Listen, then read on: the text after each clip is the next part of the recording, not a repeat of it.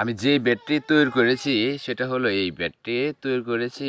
এই বেডটা কমপক্ষে 3 ফিট নিচে থেকে কচুরিপানা, পচা কচুরিপানা আমার কাছে আগেই সংগ্রহে ছিল। আমি এ, চৈত্র মাস বা ফাল্গুন চৈত্র মাসে এই কচুরিপানাটা একসাথে করে রেখেছিলাম। আর এটা আজকে কমপ্লিট করছি। এই এখানে বেশি হবে না, সর্বোচ্চ 20 ফিট হতে পারে। 20 ফিট, 20 ফিটও হবে না, 15-16 ফিট হতে পারে। আর চওড়ায় সর্বোচ্চ 30 ইঞ্চি হতে পারে।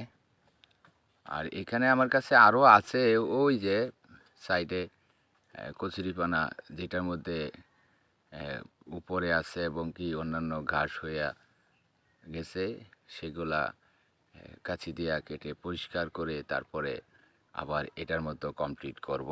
তো ইনশাল্লাহ এখন বীজ বপন করার চেষ্টা করতেছি। আর আমি এই বীজগুলা বপন করার জন্য আগে জার্মিশন করে রেখেছি। আপনারা চাইলে আপনারাও আগে থেকে জার্মিশন করে নিতে পারেন। এই যে এগুলা জার্মিশন করা বীজ, এগুলা এই চাল কুমড়া জার্মিশন ভালো হয়েছে।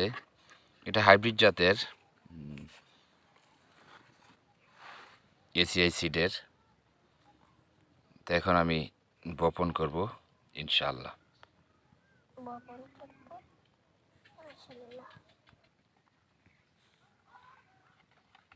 এই যে দেখুন কত ভালোভাবে জার্মিশন হয়েছে। প্রত্যেকটা বীজ হাইব্রিড জাত। তো আপনারা চাইলে অবশ্য বেডের উপরে হালকা থেকে একটু মাটি দিতে পারেন। মাটি দিলে আপনাদের জন্য ভালো হবে। আর আমার কাছে যেহেতু একদম গত বছরের কচুরিপানা, পুরানো কচুরিপানা পচা আছে, সেই ক্ষেত্রে আমার কাছে এটা এই যে মাটির মতোই, এই যে এটা একদম মাটির মতোই আছে। আমি এই যে বীজটা দিলাম, এই যে এটা দিলাম, এভাবে দিয়া আমি একটু পচা কচুরিপানা এভাবে দিয়া ডেকে দিয়েছি, তো যেন সহজেই অঙ্কুরোদ্গত হতে পারে। এই যে প্রত্যেকটা আমার এখানে কিন্তু প্রত্যেকটা খুব সুন্দরভাবে জার্মিশন হয়েছে। আর জার্মিশন করার জন্য আপনারা প্রথমেই বীজটাকে হালকা আধা ঘন্টা রোদ্রে মানে অল্প তাপে শুকিয়ে নিতে পারেন। তারপরে এটাকে আপনারা ভিজিয়ে রাখবেন পানিতে।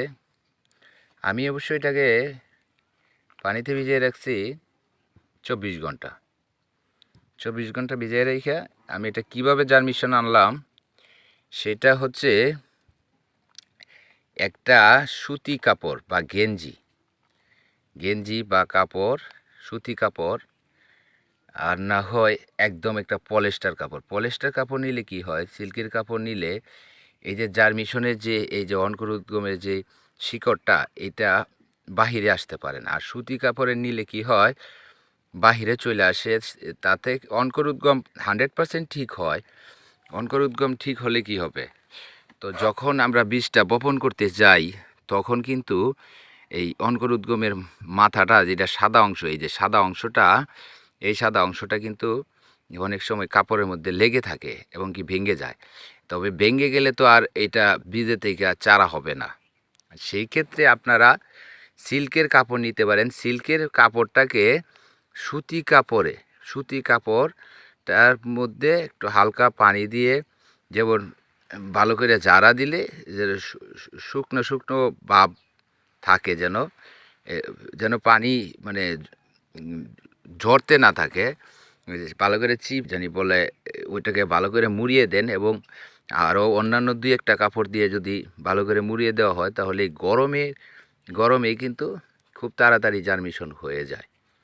তো আশা করি বন্ধুরা বুঝতে পারছেন। আরও যদি কিছু জানার থাকে তাহলে আমার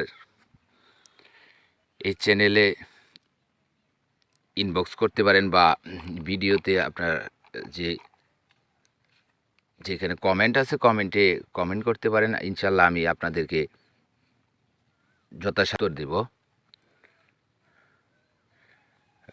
পাশেই থাকুন আরও এই ধরনের ভিডিও পেতে। আর কৃষি কোনো কিছু জানার থাকলে যোগাযোগ করবেন, ইনশাল্লাহ আপনাদেরকে জানানোর চেষ্টা করব। আমার কাছে যতটুকু জ্ঞান আছে আমি সবার কাছেই শেয়ার করব। ভালো থাকুন, সুস্থ থাকুন, সবার প্রতি শুভকামনা রইল। আল্লাহ হাফেজ, আসসালামু আলাইকুম।